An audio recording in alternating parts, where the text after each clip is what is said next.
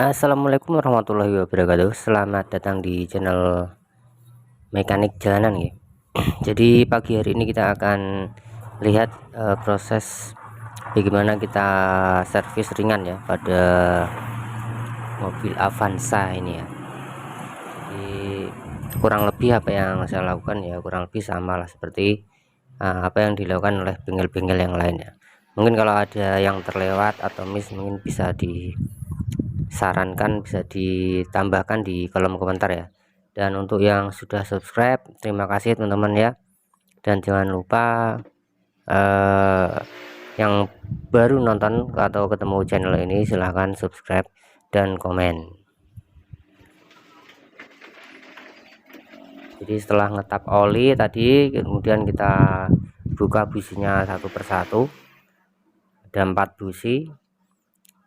Nah, untuk Avanza seperti ini dia untuk satu koil 2 silinder ya, sama seperti coil TSS ya, atau coil 120 SS ya.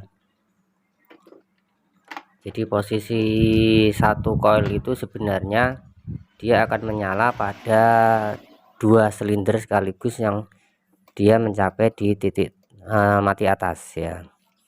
Jadi misalkan 14 23.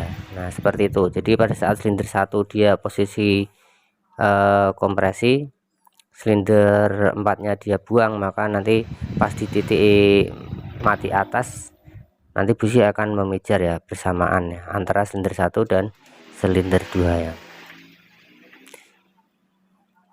Kita lihat proses untuk pengerjaannya. Kita buka satu persatu businya.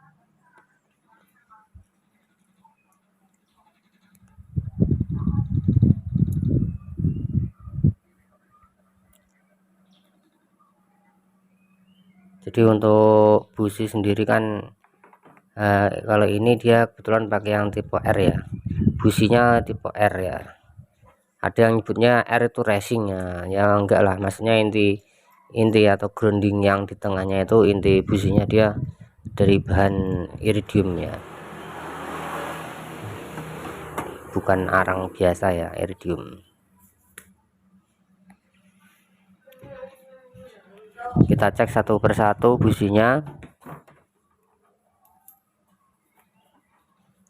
kemudian setelah ini kita lanjut untuk pembersihan businya ya. Pada dasarnya pembersihan busi itu untuk menormalkan kembali celah atau gap antara grounding dengan inti busi ya, supaya ketinggian lebarnya pijar busi itu standar. Kalau misalkan dia terlalu sempit kan nanti efeknya pijarnya kan kecil, kalau terlalu jauh nanti dia kadang dia meleset tidak sesuai timingnya, makanya harus standar ya.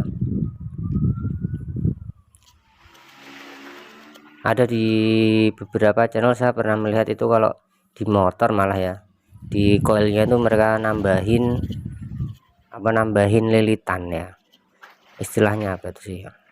Kalau menurut saya itu memang secara ini pijarnya dia kan diperkuat ya karena ada lilitannya spool, tapi kan efeknya nanti arangnya itu core atau inti businya nanti akan cepat haus, cepat habis lah ya intinya nanti ya. Nah pabrikan itu pasti membuatnya ya standar ya seperti itu gitu loh. Kalau misalkan ada penambahan itu berarti di luar standar, pasti pabrikan itu atau istilahnya prinsipalnya vendor itu pasti sudah mempertimbangkan kenapa dia coil itu dibuat gulungannya seperti itu rapi gitu kan, dengan nilai tahanan seperti itu gitu kan.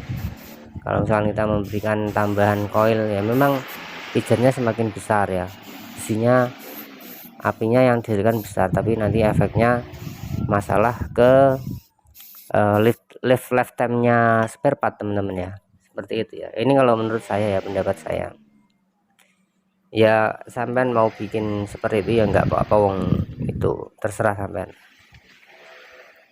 Tapi kalau menurut saya tetap pedomannya ke standar pabrikan ya, supaya durability atau umur dari komponen itu sesuai standar ya, tidak terlalu cepat rusak. Memang secara performa bagus ya, tapi kan kita juga mempertimbangkan umur komponen ya.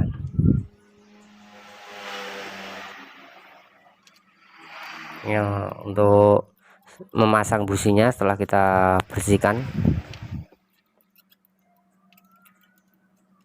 ya, nanti kalau misalkan teman-teman ada komen silahkan komen mengenai keluh kesah. Saya sendiri juga belum terlalu banyak untuk penanganan unit-unit mobil bensin ya.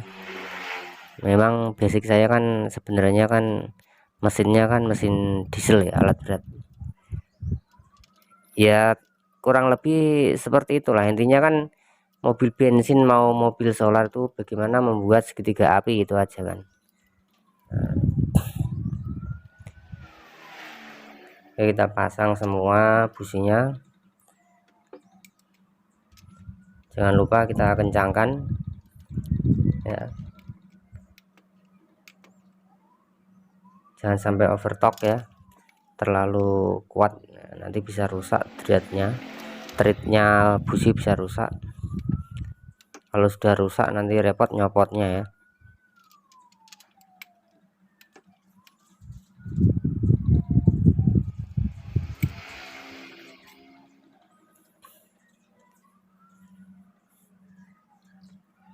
Nah, ada hal yang penting yang ingin saya sampaikan pada saat mengecek koilnya ya, karena paling sering terjadi masalah sinjal mesin itu di kebocoran pengapian ya, kebocoran pengapian terutama di bagian koil ya. Misalkan koil itu dia ada retakan ya, retakan di bodi koil atau sambungan karet koilnya itu dia tidak rapat. Nah, nanti ada kemungkinan akan terjadi kebocoran ya, kebocoran pengapian, kebocoran koil lah. Ini salah satu yang saya lakukan. Nah, ini karena dia ada kebocoran pengapian, jadi yang bekas dia ada titik kebocoran nanti bisa dilihat di dinding silinder kopnya itu dia ada warna putih-putih ya, bercak-bercak putih ya di dinding kopnya ya, tempat rumahnya si koil ini. Makanya kita harus solasi ya supaya tidak terjadi kebocoran ya. Itu juga sebenarnya indikasi ya teman-teman ya, indikasi kalau misalkan busi sudah mulai lemah, artinya busi tidak bagus dalam menggroundkan pengapian, sehingga koil dia harus mencari grounding ya, mana istilahnya kalau terlalu banyak terlalu besar tekanan pasti akan mencari titik terlemah supaya dia bisa melepas tekanan lah ya, listriknya, tegangan listriknya. Kalau listrik berarti tegangan ya, seperti itu ya. Makanya di sini saya kasih solusi supaya tidak terjadi kebocoran. Makanya penting sekali untuk membersihkan busi secara berkala, secara periodik ya, supaya pengapiannya tetap lancar dan mesin efek yang dihasilkan menjadi idle sempurna ya, tidak terjadi mesin sinjal ya.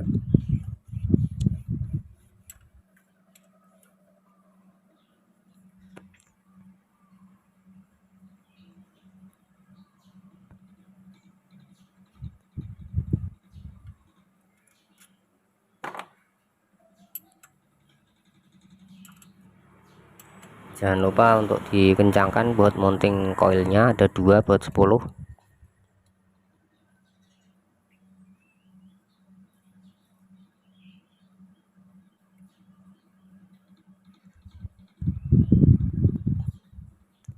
Sebenarnya untuk maintenance atau perawatan mobil itu sederhana ya.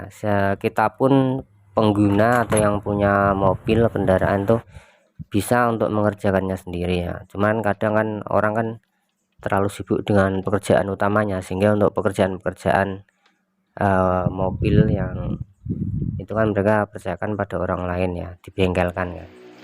Nah, contoh misalkan seperti ini, kita perawatan pada aki ya, intinya aki kan jangan sampai cairan asam sulfatnya kan dia kering, sehingga secara berkala kita harus menambahkan air aki ya. Kalau misalkan sudah di aki sebelumnya dia sudah berkurang levelnya ya, kita tambahkan air aki yang warna biru tutupnya ya, untuk perawatan maintenance-nya. Kalau misalkan aki baru ya diisinya yang Aquasur ya, yang botol tutup warna merah Aquasur, karena dia cairan H2SO4 asam sulfat ya. Karena kalau misalkan terjadi cairannya itu dia kok habis di bawah level, pasti nanti kapasitas dari arus baterai nanti akan berkurang, artinya hournya ya, ampere hournya si baterai nanti dia berkurang. Contoh target misalkan 70 ampere hour, secara kontinu dia akan habis kalau misalkan kita hubungkan dengan hambatan atau lampu lah misalnya kan, secara 1 jam dia baru habis. Tapi kalau misalkan cairan akinya dia berkurang, nah jelas nanti kurang dari 1 jam aki sudah habis ya ampernya ya, karena jumlah air itu juga akan menentukan seberapa banyak muatan ampere ya, muatan arus yang bisa disimpan oleh aki. Oke ya teman-teman ya, kurang lebih seperti itu untuk servis ringan kita pagi ini. Semoga bermanfaat. Mohon maaf jika banyak salah kata. Wassalamualaikum warahmatullahi wabarakatuh.